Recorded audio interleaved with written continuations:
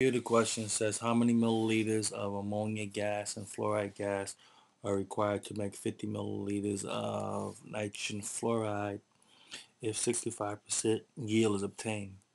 Assume that all gases are measured under the same conditions of temperature and pressure.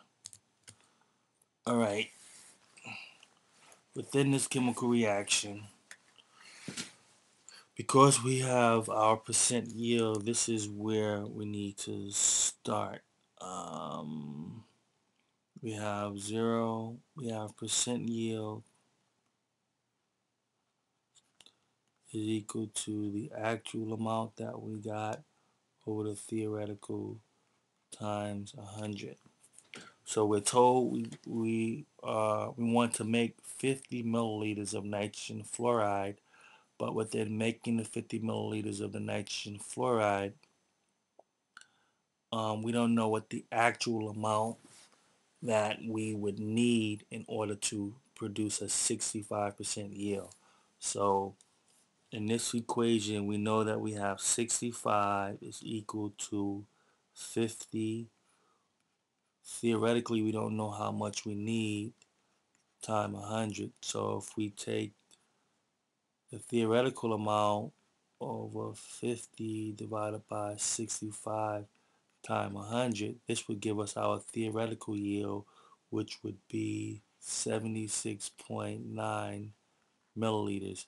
So if we have 76.9 milliliters of NF3, if we want to obtain a 65% yield, then this is what amount we would need to obtain theoretically. So knowing that information, we can then go back and find how much nitrogen and how much fluorine we would need. So let's do that now.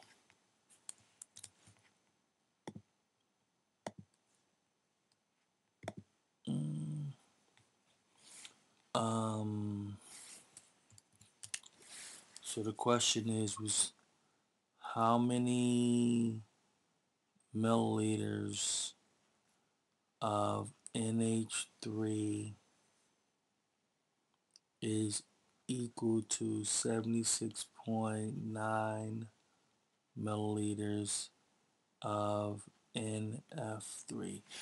We want to first convert this into, this is milliliters, to liters. So we know that for every 1 liter NF3, we have 1,000 milliliters. We want to convert our liters NF3 into moles of NF3. So we know that for every 1 mole of NF3, we have 22.4 liters of NF3. We want to convert our moles of NF3 into moles of ammonia, which comes from our balanced chemical equation, which tells us that for every 4 moles of NH3, I have 1 mole of NF3.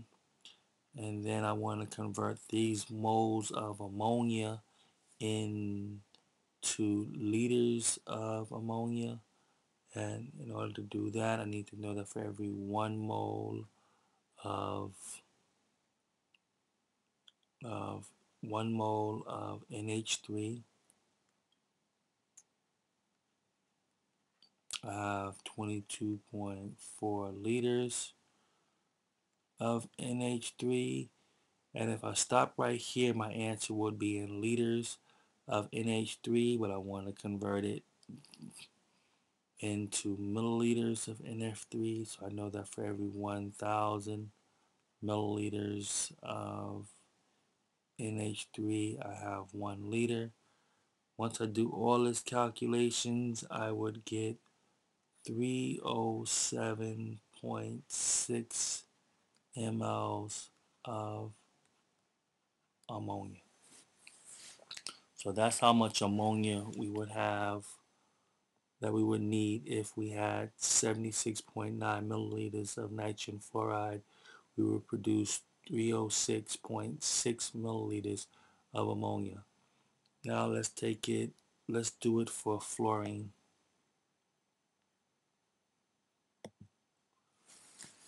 All right, for fluorine, we're going to say how many milliliters of fluorine is equal to 76.9 mLs of fluorine gas. Going to convert the fluorine gas into liters, so 1 liter over 1,000 milliliters.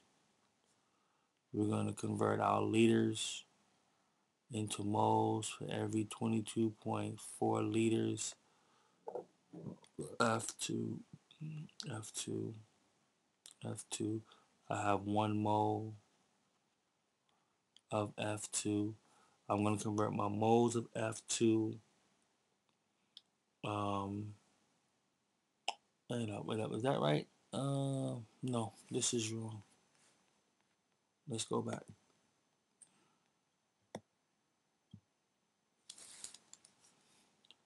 Is how many milliliters of F2 is equal to 76.9 milliliters of NF3. We're going to first convert this into liters. So we have for every 1 liter of NF3, I have 1,000 milliliters of NF3. I'm going to convert this into moles of NF3, which says for every 1 mole of NF3, I have 22.4 liters of NF3. NF3 cancel out, milliliters cancel out. Now I'm going to convert my moles of NF3 into moles of F2 using the balanced chemical equation, which tells us that for every 3 F2, I have 1 NF3, and I'm going to convert my moles of NF3 into liters of F2. I'm going to convert my moles of fluorine gas into liters of fluorine gas, which tells me that for every 22.4 liters of fluorine, I have 1 mole of fluorine. Moles of fluorine cancel out here, and then I end up converting this into liters. For every 1 liter F2, I have 1,000 milliliters F2. When I do all my calculations, I would get 230.7 mLs of F2. Now, something that is key to remember here is that 2 of the things came from the stoichiometry of the balanced chemical equations. We have 4N3 plus 3F2 goes to NF3 plus 3 ammonium fluoride, NH4 fluoride. This balanced chemical equation, or this stoichiometry relationship, comes from here. For every 3 fluorine gas, I have 1 nitrogen fluoride. And from the other equation, we were looking for the ammonia, I have for every 4 moles of ammonia, I have 1 mole of nitrogen fluoride. So that there is very, very, very key to working with these problems. Understanding that portion is very, very important. All right.